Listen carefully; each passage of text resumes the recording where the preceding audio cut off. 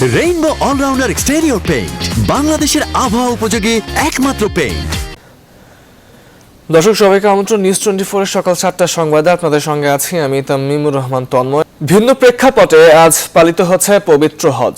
Corona virus মহামারীর কারণে এবার সীমিত পরিসরে চলছে আয়োজন। মুসল্লিরা বুধবার পুরো দিনই মিনায় অবস্থান করেছেন। আজ ফজরের নামাজ শেষে রওনা হবেন আরাফাতের উদ্দেশ্যে। অন্যান্য বছর বিশ্বের বিভিন্ন দেশের প্রায় 25 লাখ মানুষ পবিত্র হজ পালন করলেও এবার সুযোগ পাচ্ছেন মাত্র 10,000 মুসল্লি। সৌদি আরব থেকে মোহাম্মদ আলামিনের পাঠানো তথ্যচিত্রে সাজিয়া ইসলামের ডেস্ক রিপোর্ট। করোনা পরিস্থিতির ফলে স্মরণকালে সবচেয়ে কম সংখ্যক মুসল্লিদের নিয়ে সীমিত পরিসরে শুরু হয়েছে পবিত্র হজের আনুষ্ঠানিকতা। বুধবার সকালে তাইফ থেকে এহরাম বেঁধে মক্কা প্রবেশ করেন আল্লাহর মেহমান হজযাত্রীরা। দীর্ঘ 5 মাস পর ইবাদতকারীদের পদচারণায় মুখরিত হয় কাবা চত্বর। বুধবার হাজিরা মিনায় নামাজ আদায় সহ অন্যান্য ইবাদত করবেন। অন্যান্য বছর হাজিদের মিনার তাঁবুতে রাখা হলেও এবার রাখা হচ্ছে সেখানকার আবাসিক হোটেলগুলোতে। হজের মূল আনুষ্ঠানিকতা শুরু হবে বৃহস্পতিবার আরাফাতের ময়দানে। ভোরে ফজরের নামাজের মধ্য দিয়ে মিনা থেকে প্রায় 14 কিলোমিটার দূরে আরাফাতের ময়দানে যাবেন হাজিরা এবং সূর্যাস্ত পর্যন্ত অবস্থান করবেন সেখানে। এবছর হজে অংশগ্রহণের সুযোগ সীমিত রাখা হলেও আরাফাত ময়দানে সমবেত মুসল্লিদের উদ্দেশ্যে দেওয়া খুতবা সম্প্রচারের সময় বাংলা সহ মোট 10টি ভাষায় অনুবাদের উদ্যোগ নিয়েছে কর্তৃপক্ষ। মসজিদের নামিরা থেকে হাজিদের উদ্দেশ্যে খুতবা পাঠ করবেন সৌদি রয়্যাল কোর্টের উপদেষ্টা শাইখ আবদুল্লাহ বিন সোলাইমান আলমানি। মহামারীর এই সময়টিতে সর্বোচ্চ সতর্কতামূলক ব্যবস্থা নিয়েছে সৌদি সরকার। হাজিদের করোনা পরীক্ষা এবং 2 ধাপে কোয়ারেন্টাইনে থাকা বাধ্যতামূলক করা হয়েছে। এছাড়া কাবা শরীফের হাজরে আসওয়াদ নামক কালো পাথরে স্পর্শ করাও নিষিদ্ধ করা হয়েছে। Desk report news 24। করোনা পরিস্থিতিতে 90 বছরের মধ্যে সবচেয়ে কম মানুষের অংশগ্রহণে অনুষ্ঠিত হচ্ছে এবারের হজ। তবে মহামারীর মধ্যে এমন হজ নিয়ে আশঙ্কার পাশাপাশি হজ আয়োজনের দিকে তাকিয়ে পুরো মুসলিম বিশ্ব। সৌদি আরব থেকে হজের সবশেষ অবস্থা আমাদের জানিয়েছেন সহকর্মী মোহাম্মদ আলামিন। শুরু হয়েছে 2020 সালের হজের মূল আনুষ্ঠানিকতা। বুধবার সকালে তাইফ থেকে এহরাম বেঁধে মক্কায় প্রবেশ করেন। মক্কায় কাবা শরীফ তাওয়াফের পর তারা চলে যান মিনায়। বর্তমানে হাজিরা মিনার যে আবাসিক হোটেলগুলো রয়েছে সেগুলোতে অবস্থান করছেন। আগামীকাল সকালে তারা আরাফাতের ময়দানে যাবেন এবং সেখানে সারাদিন অবস্থান করবেন। এরপর তারা সন্ধ্যার পরে ছুটে যাবেন মুজদালিফার উদ্দেশ্যে। এই বছর পবিত্র হজের যে খুতবা দেওয়া হবে মসজিদে নামিরা থেকে, সেটি আরবি ভাষার পাশাপাশি বাংলা সহ 10টি ভাষায় অনুবাদ করা হবে। এই বছর হজের খুতবা প্রদান করবেন সৌদি রয়্যাল কোর্টের উপদেষ্টা শাইখ আবদুল্লাহ বিন সুলাইমান আলমানি। তবে এবছর স্বাস্থ্য নিরাপত্তার কারণে সৌদি সরকার ভিন্ন আঙ্গিকে সীমিত পরিসরে হজের আয়োজন করছে।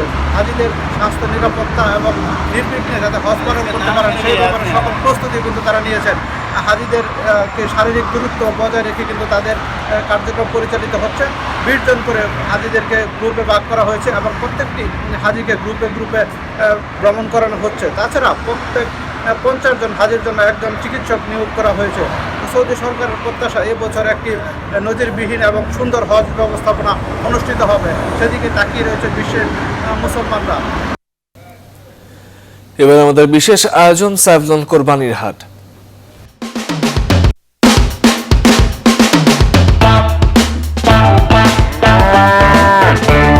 জীবাণুমুক্ত থাকার কন্ট্রোল হাতে রাখি বলেই আমরা নিশ্চিন্ত। Savlon complete family protection. আর মাত্র একদিন পরই ঈদ, কিন্তু এখনো জমে ওঠেনি রাজধানীর পশুর হাট। দেশের বিভিন্ন জেলা থেকে হাটগুলোতে এখনো আসছে ট্রাক ভর্তি কোরবানির পশু। ক্রেতাদের সাড়া না পাওয়ায় হতাশ গরু বিক্রেতারা। অবশ্য এর মধ্যে হাটে স্বাস্থ্যবিধি মানাতে নজরদারি জোরদার করেছে সিটি কর্পোরেশন ও আইন শৃঙ্খলা বাহিনী। এদিকে ঢাকা সিটি এলাকায় পশু জবাইয়ের জন্য স্থান নির্ধারণ করে দিয়েছে সিটি কর্পোরেশন। সৈয়দ রায়হান জানাচ্ছেন বিস্তারিত। আমরা তো শনিবারের দিন আসছি, এর ভিতর খদ্দেরই নেই। ঈদের বাকি মাত্র 2 দিন, তবুও হাটগুলোতে এমন ক্রেতাশূন্য পরিস্থিতিতে অনেকটাই হতাশ দেশের বিভিন্ন অঞ্চল থেকে আসা পশু বিক্রেতারা। চালানি বলছে, চালান থেকে 20-25 হাজার টাকা কম বলছে। গরু কোনো ক্রেতা নেই, ক্রেতা যে আসছে ওই বাড়ি খেয়ে চলে যাচ্ছে। বর্তমানে আমরা চাষি আমরা শেষে যাবো। বাজার তো একটা বেচা কেনা হইলো না, আমরা এখন কি করবো? এখন দেশে ঘুরে যাইতে পারছিনি। কয়েকটি হাটে রয়েছে কিছুটা ক্রেতা সমাগম, তাই গরু কিনেও খুশি তারা। তবে সন্তুষ্ট নন গরু পালনকারী। দাম ছাড়াই অনেককে লসে বেচলাম। দাম মোটামুটি সস্তা আছে, 80,000 টাকা। ক্রেতা শূন্য হলেও শেষ দিকে এসে স্বাস্থ্যবিধি মানাতে তৎপর ভ্রাম্যমাণ আদালত ও আইন শৃঙ্খলা বাহিনী। ব্যাপারী তারাও তাদের সর্বোচ্চ স্বাস্থ্য সুরক্ষা মেনটেন করবে এবং সামাজিক দূরত্ব মেনটেন করেই করা হবে।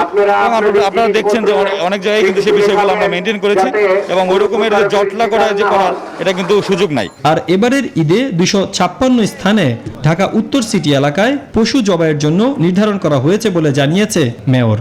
কোভিডের পাশাপাশি বর্জ্যটাকে আমাদের নিতে হবে, ভেরি বিগ চ্যালেঞ্জ। সকলে যদি একটু সহযোগিতা করে ডেফিনেটলি আমরা আমাদের নিজেকে যেমন সেফ রাখবো, নিজের ঘরকে পরিষ্কার রাখবো, এই শহরকে পরিষ্কার রাখতে পারবো। প্রতি বছরের মতো এবছরও 24 ঘন্টার মধ্যে কোরবানির বজ্র অপসারণ করা হবে বলেও জানান মেয়র। সৈয়দ রায়হান, নিউজ 24, ঢাকা। রাজধানীর আশেপাশের জেলা পেরিয়ে 16 বছর পর বন্যার পানি প্রবেশ করেছে ঢাকায়। ডুবে গেছে সিটি কর্পোরেশনের আওতাধীন বেরাইদ, সাতারকুল, গোরান, বনশ্রী, বাসাবো ও আফতাবনগরের নিচু এলাকা। এদিকে বালু, তুরাগ, টঙ্গী খালের পানি বিপদসীমার উপর দিয়ে প্রবাহিত হচ্ছে। পানি উন্নয়ন বোর্ড বলছে আগামী সপ্তাহের বন্যা পরিস্থিতি আরও অবনতি হবে এবং তার 1 সপ্তাহ পরে নামতে শুরু করবে এই পানি। মারুফুর রহমান জানাচ্ছেন বিস্তারিত। বালু নদের পানি উপচে বেড়াইদের ফকিরখালীর প্রায় প্রতিটি বাড়িতে ঢুকেছে বানের পানি। সুপেয় পানির সংকটে এই অঞ্চলের কয়েক হাজার পরিবার। এলাকাবাসী জানান 1998 এর পর এই প্রথম এমন বন্যায় পড়েছেন তারা। দেওরারা ফুতারা গাড়ি মারি চালাইতারা না, আমরা কি করে চলি। 98 তো মনে করেন যে যেবার নিচে এতে বেশি হয়ে গেছে এবার পানি। আমগো এই এলাকাটা এই বেড়িবান্ধের উপর দাঁড়ায় রয়েছেন। 1991 সনে বিল দিছে এরশাদ সরকার, বিএনপি সরকার গেল 3 প্লট, আওয়ামী লীগ সরকার গেল 4 প্লট, কিন্তু কেউই কোনো কাজ করে নাই। ড্যামরা থেকে টঙ্গী বেড়িবাঁধ প্রকল্প বাস্তবায়ন না হওয়ায় তারা এমন দুর্যোগে পড়েছেন বলে দাবি করেন। এত কষ্ট করে থাউন দা পানির মাইদে, এত কষ্ট করে থাউন দা না, যদি নির্বাচন যারা করে বলা না রায় আমগর দাম দেয়, আমরা যারা আমগর সাইরে না দাম দেয় না। আসমর গালই অনেক কষ্ট, কি বিপদে ফোলাফানে আই ভরছে, ছোট ছোট ফোলাফানে নাতি এম করে আফুর ফেরে ভানিলা পায়ালা আই ভরছে এনো। এ প্রসঙ্গে পানি উন্নয়ন বোর্ডের বন্যা পূর্বাভাস ও সতর্কীকরণ কেন্দ্রের নির্বাহী প্রকৌশলী মোহাম্মদ আরিফুজ্জামান ভুইয়া বলেন, মূলত পূর্বাঞ্চল দিয়ে পানি ঢুকছে রাজধানীতে। শীতলক্ষ্যা নদী ও বালু নদের পানি বিপদসীমার উপরে বইছে, তাই আগামী 1 সপ্তাহ পরিস্থিতি আরও অবনতি ঘটবে, এরপর পানি নেমে যাবে। শীতলক্ষ্যা ও বালু নদী এই মুহূর্তে বিপদসীমার উপরে অবস্থান করছে। আরো প্রায় সপ্তাহখানেক আমাদের ঢাকার পূর্বাঞ্চল এলাকাগুলোতে এই বন্যা পরিস্থিতি বিরাজমান থাকতে পারে। পরবর্তীতে অগাস্টের প্রথম সপ্তাহে আমরা আশা করছি যে বড় নদীগুলোর পানি কমার সাথে সাথে এই ঢাকার চারদিকের নদীগুলোর পানি কমতে থাকবে এবং বন্যা পরিস্থিতির একটা উন্নতি হবে বলে আমরা মনে করি। তবে 1988 সালের বন্যার পর রাজধানীর পশ্চিমাঞ্চলে বেড়িবাঁধ নির্মাণ করা হলেও পূর্বাঞ্চল এখনো অরক্ষিত। এই অঞ্চলের বেশিরভাগ আবাসিক এলাকা গড়ে উঠেছে জলাভূমি ভরাট করে, ফলে নদীর পানি বিপদসীমা অতিক্রম করলেই ঢুকে পড়ে লোকালয়ে। এলাকাবাসী বলছেন, যতদিন বালু নদের পাড়ে বাঁধ নির্মাণ না করা হবে ততদিন এই এলাকার মানুষকে বন্যার পানিতে ভাসতে হবে। মারুফুর রহমান, নিউজ 24, ঢাকা। চরের বাতিঘর নামে পরিচিত মাদারীপুরের নুরুদ্দিন মাতবর উচ্চ বিদ্যালয়ে ভেঙে পড়ার মাত্র 1 সপ্তাহের মাথায় ভাঙল একটি সরকারি প্রাইমারি স্কুল। এটিও জেলার শিবচর উপজেলায় অবস্থিত কাছালবাড়ি সরকারি প্রাথমিক বিদ্যালয় নামে ওই স্কুলের 3 তলা ভবনটি মঙ্গলবার বিকেলে ভেঙে পড়ে। এর এক পাশের ছাদ ভেঙে এর মধ্যে পানিতে পড়েছে, বাকি অংশটি চরম ঝুঁকি নিয়ে দাঁড়িয়ে আছে। এই স্কুল ছাড়া শিবচরের আরো কয়েকটি স্কুল ভবন একইভাবে ভাঙনের ঝুঁকিতে রয়েছে।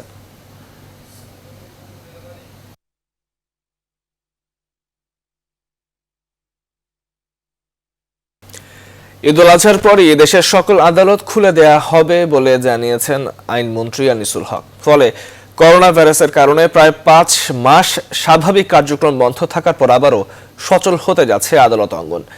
এই উদ্যোগকে স্বাগত জানিয়ে আদালত স্বাস্থ্য সুরক্ষা নিশ্চিত করার দাবি জানিয়েছেন আইনজীবীর নেতারা। তবে ভার্চুয়াল আদালত বিরোধী আইনজীবীরা বলছেন, আইনজীবীদের ক্ষতিপূরণে দুর্নীতি, অনিয়ম বন্ধ সহ 5 দফা দাবি না মানা পর্যন্ত আন্দোলন চালিয়ে যাবেন সাধারণ আইনজীবীরা।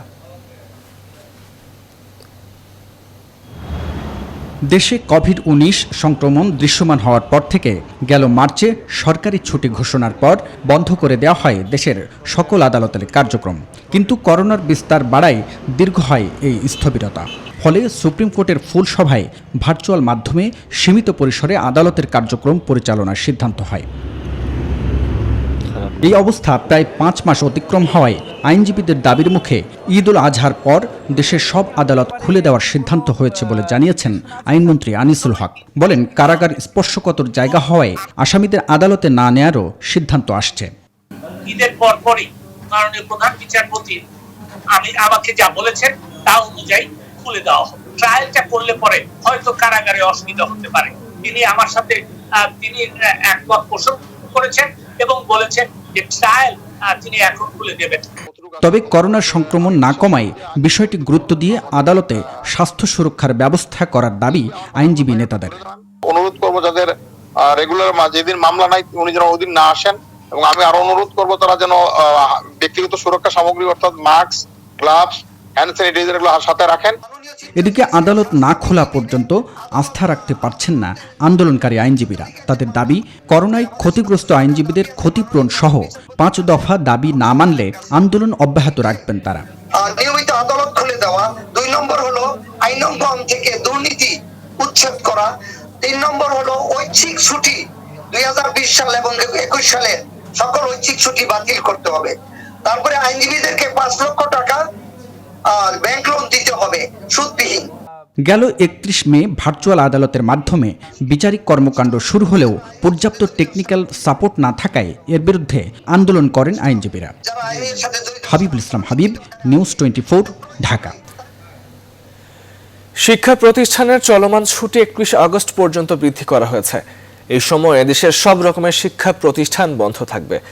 বৈশ্বিক মহামারীর কারণে শিক্ষার্থীদের সার্বিক নিরাপত্তার কথা বিবেচনা করে সিদ্ধান্ত নেওয়া হয়েছে। বুধবার শিক্ষা মন্ত্রণালয়ের জনসংযোগ কর্মকর্তা এই তথ্য নিশ্চিত করেন। প্রাথমিক ও গণশিক্ষা মন্ত্রণালয় এবং শিক্ষা মন্ত্রণালয় পারস্পরিক আলোচনার মাধ্যমে ছুটির এই নতুন তারিখ নির্ধারণ করে। শিক্ষামন্ত্রী ডক্টর দীপু মনি অনলাইনে সভা করে সিদ্ধান্ত জানান।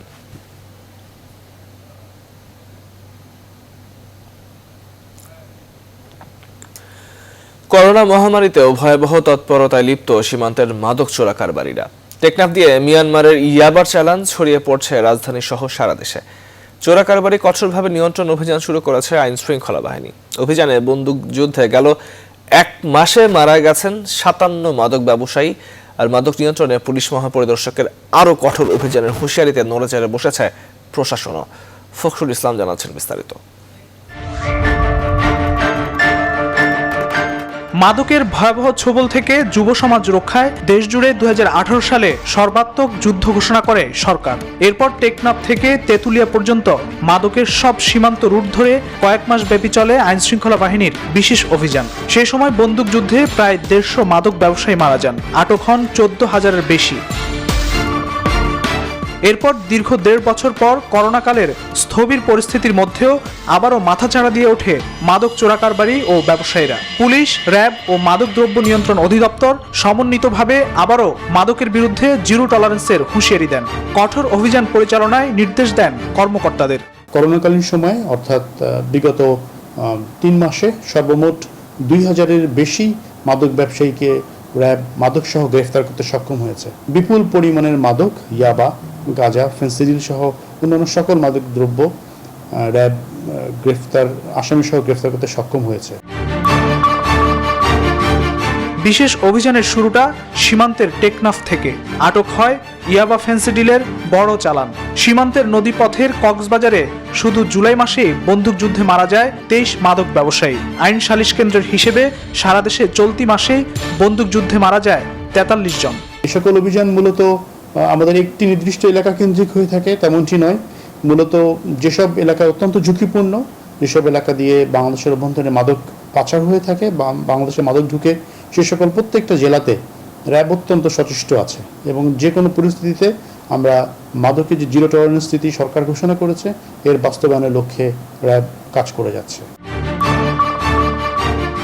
শুধু সীমান্তে নয়, রাজধানীর দক্ষিণ খান খিলগাঁয়ে চলতি মাসে বন্দুকযুদ্ধে অস্ত্র ও মাদক ব্যবসায় জড়িত 2 গডফাদার মারা যায়। উদ্ধার হয় অস্ত্র, বিপুল পরিমাণ মাদক ও গুলি। শুধু গডফাদারই নয়, মাদক ব্যবসায়ীদের সাথে জড়িত সন্দেহে ব্যবস্থা নেওয়া হয় কিছু পুলিশের বিরুদ্ধেও। সীমান্ত থেকে দেশের অভ্যন্তর পর্যন্ত অভিযানে মাদক ও তার সাথে জড়িত চোরাকারবারি ও গডফাদারদের কঠোর হাতে নির্মূলে বদ্ধপরিকর আইনশৃঙ্খলা বাহিনী ও মাদকদ্রব্য নিয়ন্ত্রণ অধিদপ্তর। ফখরুল ইসলাম, নিউজ 24, ঢাকা। 2020 নয় 2025 সালের মধ্যে সব পর্যায়ের কমিটিতে 33% নারী নেতৃত্ব নিশ্চিত করতে চায় আওয়ামী লীগ। রাজনৈতিক দল নিবন্ধনের নতুন আইন প্রণয়নের বিষয়ে এমন মত দলটির। এছাড়াও 2019 সালে আওয়ামী লীগের আয় বেড়েছে এবং ব্যয় কমেছে বলেও জানায় দলটির প্রচার ও প্রকাশনা সম্পাদক আব্দুস সোবহান গোলাপ। অন্তরা বিশ্বাস জানাচ্ছেন বিস্তারিত। 2008 সালে নিবন্ধনের সময় রাজনৈতিক দলগুলোতে সর্বোচ্চ নারী নেতৃত্বের হার ছিল 10% সে বছর গণপ্রতিনিধিত্ব আইন আরপিওর সংশোধনীতে বলা হয় 2020 সালের মধ্যে সব পর্যায়ের কমিটিতে 33% নারী নেতৃত্ব নিশ্চিত করতে হবে। নির্বাচন কমিশন রাজনৈতিক দল নিবন্ধনে নতুন আইন প্রণয়নের বিষয়ে দেশের রাজনৈতিক দলগুলোর মতামত চায়। বুধবার আওয়ামী লীগ জানায় রাজনৈতিক দলে নারী নেতৃত্ব নিশ্চিত করতে 2020-এর পরিবর্তে 2025 সাল পর্যন্ত সময় বাড়ালে ভালো হয়। লিখিত মতামত জাতীয় নির্বাচন কমিশনে জমা দেন তারা। 30% যে ওমেন যে সদস্য থাকার কথা এখানে এবছর বেড়েছে, বাড়াবের দলের সঙ্গে আমরা 50% করতে পারি, 30% থেকে 50% যেতে পারে। সদস্য পদ 2025 সালের মধ্যে মহিলা সদস্যদের জন্য সংরক্ষণের লক্ষ্যমাত্রা ধার্য থাকিবে এবং কমিশনের প্রদেয় বার্ষিক প্রতিবেদনে এই লক্ষ্যমাত্রা অর্জনের বিবরণী অন্তর্ভুক্ত করিতে হইবে। বাংলাদেশ আওয়ামী লীগ 2019 সালের আয় ব্যয়ের হিসাবও জমা দেয় নির্বাচন কমিশনে। দলটির প্রচার ও প্রকাশনা সম্পাদক আব্দুস সোবহান গোলাপ জানান 2019 সালে আওয়ামী লীগের আয় 21,02,41,330 টাকা আর ব্যয় 8,21,01,575 টাকা। আয় বেড়েছে, 35% বৃদ্ধি পেয়েছে, ব্যয় কমেছে। গতবার 9 কোটি সামথিং ছিল, এবার 8 কোটি কত হলো। যেহেতু অনলাইনে দেওয়ার সুবিধা আছে, অথবা অফিস বন্ধ থাকলেও সমস্যা নেই, আমরা 31 তারিখ অনলাইনে দিতে পারবেন মতামত। 2018 সালে আওয়ামী লীগের আয় ছিল 24 কোটি টাকারও বেশি আর ব্যয় ছিল 18 কোটির উপরে। বর্তমানে আওয়ামী লীগের কমিটিতে 26%, বিএনপির সব পর্যায়ের কমিটিতে 15% এবং জাতীয় পার্টির সব কমিটিতে 20% নারী নেতৃত্ব রয়েছে বলে জানায় দলগুলো। অন্তরা বিশ্বাস, নিউজ 24, ঢাকা। জলবায়ু পরিবর্তনের কারণে ঝুঁকির মুখে থাকা দেশগুলোর জোট ক্লাইমেট ভালনারেবল ফোরামের আগামী সম্মেলন মুজিব শতবর্ষকে উৎসর্গ করা হবে। বুধবার টেলিফোনের প্রধানমন্ত্রী শেখ হাসিনাকে তথ্য জানিয়েছেন জাতিসংঘের সাবেক মহাসচিব বান কি মুন। এর আগে গত জুনে ক্লাইমেট ভালনারেবল ফোরাম সিভিএফ এর সভাপতি নির্বাচিত হয় বাংলাদেশ। আগামী 2 বছর মেয়াদে সিভিএফ ও ভালনারেবল 20 গ্রুপের সভাপতির পদও গ্রহণ করেছে বাংলাদেশ। এই ফোরামের প্রেসিডেন্টের দায়িত্ব পালন করবেন বাংলাদেশের প্রধানমন্ত্রী শেখ হাসিনা। সবশেষ গত 22 জুলাই সিভিএফ এর দূত নির্বাচিত হয়েছেন প্রধানমন্ত্রী কন্যা সাইমা ওয়াজেদ হোসেন। পবিত্র ঈদুল আজহা উপলক্ষে দেশবাসীকে শুভেচ্ছা জানিয়েছেন প্রধানমন্ত্রী শেখ হাসিনা। প্রধানমন্ত্রীর প্রেস সচিব এহসানুল করিম বুধবার সরকারি বার্তা সংস্থা বাসসকে জানান, প্রধানমন্ত্রী শেখ হাসিনা এক অডিও বার্তায় দেশবাসীকে ঈদুল আজহার শুভেচ্ছা জানিয়েছেন এবং এটি মোবাইল ব্যবহারকারীদের কাছে তাদের মোবাইল ফোনের মাধ্যমে পাঠানো হচ্ছে। শুভেচ্ছা বার্তায় ঈদুল আজহার ত্যাগের মহিমায় উদ্বুদ্ধ হয়ে দেশ ও জনগণের কল্যাণে আত্মনিয়োগ করার জন্য সবার প্রতি আহ্বান জানান প্রধানমন্ত্রী। করোনা ভাইরাস মহামারীর সব অন্ধকার কাটিয়ে ঈদুল আজহা সবার মাঝে আনন্দ বয়ে আনবে এই প্রত্যাশা ব্যক্ত করেন প্রধানমন্ত্রী। আর বার্তা শেষে করোনা ভাইরাসের বিস্তার রোধে স্বাস্থ্য নির্দেশিকাগুলো যথাযথভাবে অনুসরণ করার জন্য সবার প্রতি অনুরোধ জানান তিনি।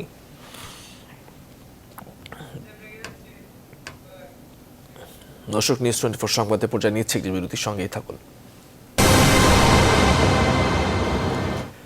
বিরতির পর স্বাগত আর একবার দেখছেন নিউজ 24 সংবাদ। এবারে বৈশ্বিক করোনা পরিস্থিতির খবর। গেল 24 ঘন্টায় করোনা ভাইরাসে বিশ্বজুড়ে আরো 2,79,000-এর বেশি মানুষ আক্রান্ত হয়েছে। মারা গেছে 6,500-এর বেশি মানুষ। এখন পর্যন্ত মোট সংক্রমণ 1,71,00,000-এর বেশি আর মোট প্রাণহানি ছাড়িয়েছে 6,69,000। যুক্তরাষ্ট্রের সংক্রমণের সাথে ফের বেড়েছে মৃত্যু। একদিনে আক্রান্ত হয়েছে 61,000-এর বেশি মানুষ। মৃতের সংখ্যা 1300, তবে 24 ঘন্টায় আক্রান্ত মৃতের সংখ্যা শীর্ষে রয়েছে ব্রাজিল। নতুন করে 71,000-এর বেশি সংক্রমিত এবং 1,500-এর বেশি প্রাণহানি হয়েছে দক্ষিণ আমেরিকার এই দেশটিতে। করোনায় বিপর্যস্ত ভারতে একদিনে সংক্রমিত রেকর্ড সংখ্যক 52,000-এর বেশি মানুষ।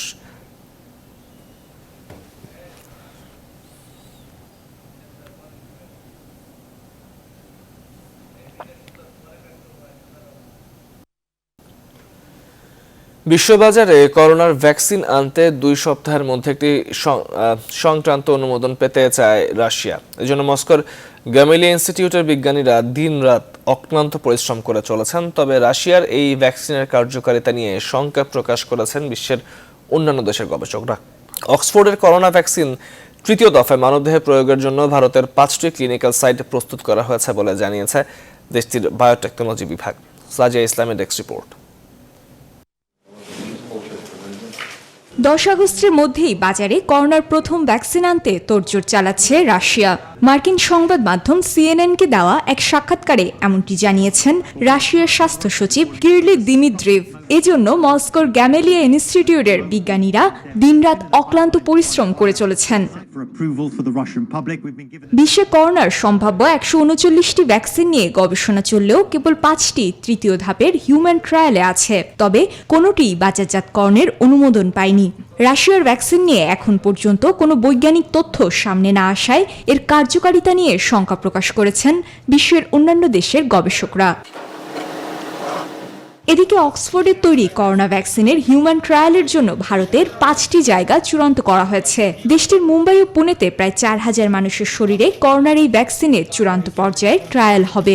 সব ধাপে পাশ করলেই ভারতের সিরাম ইনস্টিটিউটে টিকাটির উৎপাদন শুরু হবে।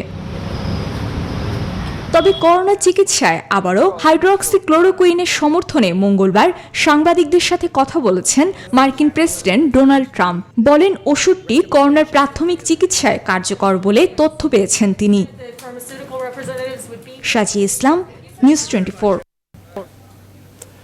করোনার মধ্যেও একের পর এক রেকর্ড করছেন প্রবাসে থাকা বাংলাদেশি শ্রমিকরা। তাদের কষ্টার্জিত অর্থ দেশে পাঠিয়ে শক্তিশালী করছেন বৈদেশিক মুদ্রার রিজার্ভ।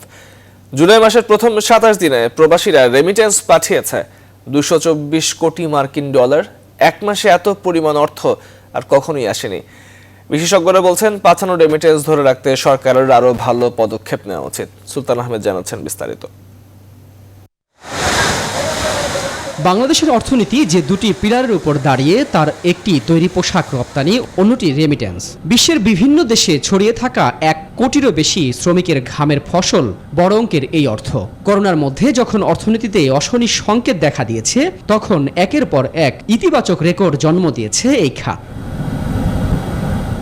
বাংলাদেশ ব্যাংকের হিসেব বলছে গেল মে মাসে প্রবাসীরা রেমিটেন্স পাঠিয়েছে 150 কোটি মার্কিন ডলার। তার পরের মাসে তা বেড়ে একক মাস হিসেবে রেমিটেন্স পাঠানোর নতুন রেকর্ডের জন্ম দেয়। এ মাসে মোট বৈদেশিক মুদ্রা এসেছে 183 কোটি ডলার। অবশ্য এই রেকর্ড ভাঙতে খুব বেশি সময় নেননি প্রবাসীরা। জুলাইয়ের মাত্র 27 দিনেই তারা রেমিটেন্স পাঠিয়েছে 224 কোটি ডলার, যা 1-2 বছরে নয়, ইতিহাসে মাস হিসেবে সর্বোচ্চ। এর ছোঁয়ায় কেন্দ্রীয় ব্যাংকের বৈদেশিক মুদ্রার রিজার্ভও প্রথমবার মতো 37 বিলিয়ন ডলারের ঘর স্পর্শ করেছে। এক্সচেঞ্জ হাউসগুলোর সাথে বাংলাদেশি ব্যাংকগুলো সুন্দর একটা নেটওয়ার্ক করেছে। তাছাড়া মোবাইল ফাইন্যান্সিয়াল সার্ভিসেস বিকাশের সঙ্গে ব্যাক এন্ড ডিল করেছে, এখন নগদও এসছে। খালি প্রণোদনাই কিন্তু বড় কথা না, সার্ভিসটাও একটা ব্যাপার। রাতারাতি যদি 24 ঘন্টার মধ্যে তুমি তার টাকাটা যদি নিশ্চিন্তে তার অ্যাকাউন্টে দিয়ে দাও, এই জন্য দেখা যাচ্ছে অনেকগুলো ব্যাংকগুলো কিন্তু এজেন্ট ব্যাংকিং আছে।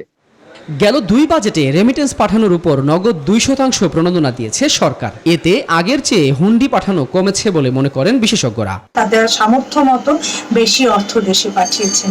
সব মিলিয়েই কিন্তু আমরা 19-20 অর্থ বছরে রেমিটেন্সের প্রবাহ বাড়তে দেখেছি, কিন্তু 20-21 অর্থ বছরে এই প্রবাহ এতখানি থাকবে কিনা সেটা নিয়ে চিন্তার ব্যাপার। কারণ নতুন যারা বিদেশে যান কোভিড-19 এর কারণে সেই যাওয়াটা কিন্তু কমে গেছে। এছাড়া নতুন নতুন দেশে শ্রমিকদের দক্ষ করে পাঠানো হলে রেমিটেন্স সম্ভাবনা আরও বাড়বে বলেও মত দেন বিশেষজ্ঞরা। সুলতান আহমেদ, নিউজ 24, ঢাকা। করোনার ক্ষতিগ্রস্ত অর্থনীতি টেনে তুলতে 2020-21 অর্থ বছরে মুদ্রানীতি ঘোষণা করেছে কেন্দ্রীয় ব্যাংক। বুধবার ভিন্ন প্রেক্ষাপটের এই মুদ্রানীতি ঘোষণা করা হয় ওয়েবসাইটের মাধ্যমে। এতে অভ্যন্তরীণ খাতে ঋণের প্রবৃদ্ধির লক্ষ্যমাত্রা নির্ধারণ করা হয়েছে 19.3%। অর্থনীতির গতি ফিরিয়ে আনতে সরকারের ব্যয় বাড়ানোর লক্ষ্যমাত্রা বাড়ানো হয়েছে। সরকারের ঋণের প্রবৃদ্ধির লক্ষ্যমাত্রা ধরা হয়েছে 44.4%। তবে কিছুটা কমিয়ে বেসরকারি খাতে ঋণ প্রবৃদ্ধি নির্ধারণ করা হয়েছে 14.8%।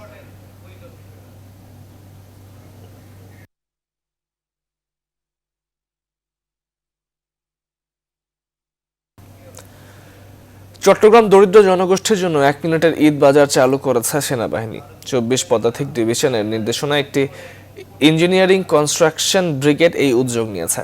নগরের বাজিদ এলাকায় সবুজ উদ্যানে বাজারটি স্থাপন করা হয়েছে। ফাতেমা জান্নাত নূর তথ্যচিত্রের ডেস্ক রিপোর্ট। 3 দিন আগে দরিদ্র মানুষের জন্য সেনাবাহিনীর এই চেষ্টা। কর্মহীনদের মাঝে ঈদের আনন্দ ছড়িয়ে দিতে বসানো হলো 1 মিনিটের বাজার। বুধবার বিকেলে এর আনুষ্ঠানিক উদ্বোধন করেন সেনাবাহিনীর 34 ইঞ্জিনিয়ারিং কনস্ট্রাকশন বিভাগের মহাপরিচালক। সাহায্য পাই না, প্রথম সেনাবাহিনী যে সাহায্যটা পাইছি খুবই উপকার হয়েছে। খুব কষ্টে ছিলাম, এখন আমরা সেনাবাহিনী থেকে এগুলো পাওয়াতে আমরা ইনশাল্লাহ খুশি। বাজারে গরুর মাংস থেকে শুরু করে নিত্য প্রয়োজনীয় নানা সামগ্রী রাখা হয়। এছাড়া শাড়ি লুঙ্গিও উপহার পান হতদরিদ্ররা। একটা পরিবার যাতে ঈদের দিনে নতুন জামা কাপড় পরে পরিবারের সাথে ঈদের আনন্দটা উপভোগ করতে পারে। আজকে আমরা আনুমানিক 1200-র মতো আমরা পরিকল্পনা নিয়েছি এবং প্রায় শেষ হয়ে গেছে। করোনা সংক্রমণ রোধে পুরো এলাকায় জীবাণুনাশক ছিটায় সেনা সদস্যরা। Desk report, news 24। ঝালকাঠি নৌকা শিল্প করোনার প্রভাবে ব্যাপক ক্ষতির সম্মুখীন। নৌকা তৈরির কারিগর ও ক্রেতার অভাবে ধুঁকছে এই শিল্প। কারিগর কম থাকায় একদিকে উৎপাদন খরচ বাড়ছে, অন্যদিকে বিক্রি কমে যাওয়ায় কমছে আয়। ভরা মৌসুমেও তাই মুখে হাসি নেই বিক্রেতাদের। রেজাল করিমের তথ্যচিত্রের ডেস্ক রিপোর্ট। চলতি মৌসুমে পর্যাপ্ত বৃষ্টিতে দক্ষিণাঞ্চলের প্রায় সব নদী খাল পানিতে টইটম্বুর। এই আবহাওয়ায় বেশ আশায় ছিলেন নৌকা ব্যবসায়ীরা। ঝালকাঠির বিভিন্ন এলাকায় ভাসমান হাটে নতুন পুরনো নৌকা বিক্রির উদ্দেশ্যে নিয়ে আসা হয়, কিন্তু বিক্রেতাদের আশা নিরাশায় পরিণত হয় ক্রেতা কম থাকায়। আমি বইটার ব্যবসা করি, বইটা এবছর করোনার এতে বইটার ব্যবসা খুব খারাপ। আমরা যারা কিনি এরা একটু কম দামে কিনতে পারতেছি, আর যারা বিক্রি করে তাদের তো লস হইতেছে অনেক। স্ত্রীর কাছ থেকে নৌকা বিক্রি করে কিনে নিয়ে আসি, কিনে নেওয়ার পরে আমরা এখানে আসিয়া বিক্রি করি, মোটামুটি কিছু লাভ পাই। কিন্তু এবছর করোনার পরিস্থিতিতে আমরা একটু পিছিয়ে অংশ নিয়ে আসি। করোনা সংকটে নৌকা তৈরির কারিগরও কম, উৎপাদন খরচ বেড়ে গেছে। একই সঙ্গে বেড়েছে কাঠ ও অন্যান্য সরঞ্জামের দাম। ব্যবসায়ীরা বলছেন সব খরচ বাড়লেও নৌকার দাম বাড়েনি সে অনুসারে। কষ্ট করেও ঋণ নিয়ে সেই নৌকা তৈরি করছেন, কিন্তু বাজারে বিক্রি করতে পারতেছে না। ব্যবসা চাঙ্গা করার কোনো উপায় নেই প্রশাসন কিংবা ব্যবসায়ীদের কাছে। জেলা প্রশাসক বলছেন ক্ষতিগ্রস্ত নৌকা ব্যবসায়ীদের সরকারি সহায়তা দেওয়া হবে। যারা নৌকা তৈরি করে এবং যারা নৌকার বাজারটা বসায় তাদের হয়তো ক্ষতিগ্রস্ত হচ্ছে। আমরা চেষ্টা করব তাদের যদি এই ধরনের কোনো ব্যাপক কোনো সমস্যা হয়, আমরা আমাদের পক্ষে যতদূর করা সম্ভব আমরা সহায়তা করি। সেইভাবে তাদের কিছু সহায়তা যদি লাগে আমরা সেটা করতে পারবো, যাতে তারা তাদের ব্যবসা তারা চালিয়ে যেতে পারে এবং কোনো সমস্যা না হয়। ঝালকাঠি সদরের আটঘর ইউনিয়নে জেলার সবচেয়ে বড় ভাসমান নৌকার হাট বসে। এই অঞ্চলে পেয়ারা বাগান, স্থানীয় বাজার সহ সব জায়গায় চলাচলে নৌকা অন্যতম প্রধান মাধ্যম। Desk report, news 24। সংবাদের পর্যায়ে নিচ্ছে আরো একটি বিরতি, সঙ্গেই থাকুন। স্বাগত আরো একবার, দেখছেন নিউজ 24 সংবাদ। করোনা মহামারীর পরবর্তীকালে বৈশ্বিক অর্থনীতি পুনরুদ্ধারে যৌথভাবে কাজ করবে চীন ও ইউরোপীয় ইউনিয়ন। মঙ্গলবার এক বৈঠকে এই সিদ্ধান্ত দুই পক্ষেই একমত হয়েছে বলে নিশ্চিত করেছেন চীনা ভাইস প্রিমিয়ার লিউ হে। এদিকে চলতি বছরের শেষ নাগাদ চীনের জিডিপি 7.5% পতন হতে পারে বলে ধারণা করছেন বিশ্লেষকরা। অন্যদিকে মহামারী মোকাবেলায় দক্ষিণ আফ্রিকাকে $430 কোটি সহায়তা দিয়েছে আন্তর্জাতিক মুদ্রা তহবিল IMF। নিবির আমিনের ডেস্ক রিপোর্ট। করোনা মহামারী পুরো বিশ্বে প্রকট আকার ধারণ করায় এর বিরুদ্ধে মোকাবেলা ছিল সমগ্র মানব জাতির জন্যই বড় ধরনের চ্যালেঞ্জ। বৈশ্বিক অর্থনীতিকে মারাত্মকভাবেই আঘাত এনেছে প্রাণঘাতী এ ভাইরাস। ফলে ক্ষতিগ্রস্ত অর্থনীতিকে পুনরুদ্ধার করতে এবার জোট বাঁধল চীন ও ইউরোপীয় ইউনিয়ন। চীনা ভাইস প্রিমিয়ার লিউ হে জানান, মঙ্গলবার বেইজিং EU এর 8ম অর্থনৈতিক বাণিজ্য সংলাপের মাধ্যমেই এসেছে এ সিদ্ধান্ত। করোনা পরবর্তী সময়ে অর্থনৈতিক অনিশ্চয়তার মধ্যে সুনির্দিষ্টতা তৈরি, বাণিজ্যে আত্মবিশ্বাস আত্মবিশ্বাস বাড়ানো এবং দুই পক্ষের বাণিজ্য সহযোগিতা যৌথভাবে প্রচার করবে তারা। এ সময় ভিডিও কলে বৈঠকে যুক্ত ছিলেন ইউরোপীয় কমিশনের নির্বাহী ভাইস প্রেসিডেন্ট ভালদিস ড্রবস্কিস। এদিকে করোনা মহামারীতে আফ্রিকা মহাদেশের মধ্যে সবচেয়ে ক্ষতিগ্রস্ত হয়েছে দক্ষিণ আফ্রিকা। 90 বছরের মধ্যে এত গভীর পতন দেখা যায়নি শিল্প সমৃদ্ধ এই দেশে। আর এমন ক্ষতি কাটিয়ে উঠতে দক্ষিণ আফ্রিকাকে $430 কোটি সহায়তার অনুমোদন দিয়েছে IMF। করোনা সংক্রমণ শুরু হওয়ায় বিশ্বের অন্য দেশগুলোর মতোই লকডাউনের পথে হেঁটেছিল চিলিও। দীর্ঘ 4 মাস লকডাউনের পর অবশেষে পুনরায় শুরু হচ্ছে দক্ষিণ আমেরিকার এই দেশটির অর্থনীতি। তবে পূর্বের অবস্থায় ফিরে আসতে অনেকটাই পথ পাড়ি দিতে হবে তাদের। চলতি বছরের মার্চ থেকে মের মধ্যে চিলির বেকারত্বের হার দাঁড়িয়েছে 11.2%। বছরের শেষ নাগাদ দেশটির জিডিপিতে দেখা দিবে 7.5% পতন, এমনটাই পূর্বাভাস দিয়েছেন বিশ্লেষকরা। নিবির আমিন, নিউজ 24। মালয়েশিয়ার গ্রেপ্তার বাংলাদেশি রায়হান কবিরকে শিগগিরই দেশে পাঠানো হতে পারে। বাংলাদেশ দূতাবাস এই বিষয়ে সর্বোচ্চ চেষ্টা করছে। বলা হচ্ছে, রায়হান যে প্রতিষ্ঠানে কাজ করতেন সেখানকার অনুমতি না নিয়ে অন্য প্রতিষ্ঠানেও কাজ করেছিলেন। এই অভিযোগ করা মামলায় রায়হানকে গ্রেপ্তার দেখানো হয়েছে। তবে রায়হান আইনজীবীদের বলেছেন, আল জাজিরায় তার আংশিক বক্তব্য প্রচার করেছে, একে তার বিরুদ্ধে ষড়যন্ত্র বলছেন তিনি। কোন সূত্র বলছে, শ্রমের বাজার নিয়ে বাংলাদেশের সাথে মালয়েশিয়ার সম্পর্ক অবনতির প্রচেষ্টা রায়হানকে এই গ্রেপ্তার দেখানো হয়েছে। ঈদুল আজহাকে সামনে রেখে সৌদি আরবে বসানো হয়েছে কোরবানির পশুর হাট। হাটে হাটে পর্যাপ্ত পশু থাকলেও তেমন নেই ক্রেতা উপস্থিতি। আগে যেখানে এক বা একাধিক পশু কোরবানি করলেও এবার করোনা পরিস্থিতির কারণে পাল্টেছে পুরো দৃশ্যপট। সৌদি নাগরিকদের এবং অন্যান্য দেশের নাগরিকদের পাশাপাশি বাংলাদেশিরাও আসছেন পশু কিনতে। 6-7 জন মিলে গরু কিনছেন বাংলাদেশিরা, আবার কেউ ঝুঁকছেন ছাগল বা ভেড়ার দিকে। তবে গতবারের চেয়ে এবারের পশুর দাম কিছুটা বেশি বলছেন ক্রেতারা। বিভিন্ন পশুর হাট ঘুরে সৌদি আরবের প্রতিনিধি মোহাম্মদ আলামিনের পাঠানো তথ্য ছবিতে ডেস্ক রিপোর্ট। আর মাত্র একদিন পরেই সৌদি আরব সহ মধ্যপ্রাচ্যে অনুষ্ঠিত হবে ঈদুল আজহা। করোনা পরিস্থিতির মাঝেও সাধ্যমতো পশু কোরবানি করার চিন্তা করছেন প্রবাসী বাংলাদেশিরা। এবার কোরবানি দেওয়ার জন্য পশু কিনতে আসা প্রবাসীরা দীর্ঘক্ষণ ঘুরেও দাম বেশি হওয়ার কারণে পছন্দের পশু কিনতে পারছেন না। অন্যদিকে বিক্রেতারা বলছেন, লকডাউনের কবলে পড়ে পশুর খাবার চড়া দামে কিনতে হয়েছে বলে দাম কিছুটা বৃদ্ধি করা হয়েছে। ব্যবসা বাণিজ্য খুব মন্দা চলতেছে। এখন ব্যবসা বাণিজ্য কিছুদিন ধরে বন্ধ ছিল, যখন চালু হয়েছে এখন ব্যবসা বাণিজ্য তেমন কাস্টমার পাওয়া যায় না। দেশের মতো প্রবাসেও এবার ইচ্ছে থাকা সত্ত্বেও অনেক প্রবাসী নগদ অর্থের অভাবে কোরবানি দিতে পারছেন না। অনেকেই নিজে কোরবানি না দিতে পারলেও দেশে থাকা পরিবারের জন্য টাকা পাঠাতে এখনো চেষ্টা চালিয়ে যাচ্ছেন। আমরা কয়েকজন মিলে শরীকে একটা গরু দেওয়ার জন্য এই গরু মার্কেটে আসছি। গত বছর 4 থেকে 6 হাজার রিয়ালে ভালো মানের গরু পাওয়া গেলেও এবার সেই মানের গরুর দাম হাঁকা হচ্ছে 7 থেকে 8 হাজার রিয়াল। এছাড়া উট পাওয়া যাচ্ছে 8 থেকে 12 হাজার রিয়ালে। আমরা ইনশাল্লাহ 700 একটা গরু নিয়ে আনিছি 6,700 রিয়াল দিয়ে। সৌদি আরবে যত্রতত্র পশু জবাই করা শাস্তিযোগ্য অপরাধ। পশু জবাই এবং মাংস বানানোর জন্য নির্ধারিত জায়গা এবং লোক রয়েছে। তাই পশু কেনা শেষ হলে বিক্রেতারা বিশেষ রং দিয়ে পশুর গায়ে নাম্বার লিখে দিচ্ছেন। ঈদের আগের দিন বা ঈদের দিন বিক্রেতারা তাদের পরিবহনে করে জবাইয়ের জন্য নির্ধারিত স্থানে পৌঁছে দিবেন এই পশুগুলো। Desk report, news 24। সংবাদের পর্যায়ে নিচ্ছে আরো একটি বিরতি, সঙ্গেই থাকুন। বিরতির পর স্বাগত আরেকবার দেখছেন নিউজ 24 সংবাদ। করোনা পরিস্থিতি কি দাঁড়ায় তার উপর নির্ভর করছে দলগতভাবে অনুশীলন করতে পারবে কিনা বাংলাদেশ জাতীয় ক্রিকেট দল। তবে ঈদের আগে সম্পন্ন হয় ব্যক্তিগত পর্যায়ে ফিটনেস ট্রেনিং এ সন্তুষ্ট খেলোয়াড়রা, জানিয়েছেন BCB cricket operations chairman Akram Khan. Ariful Islam জানাচ্ছেন বিস্তারিত।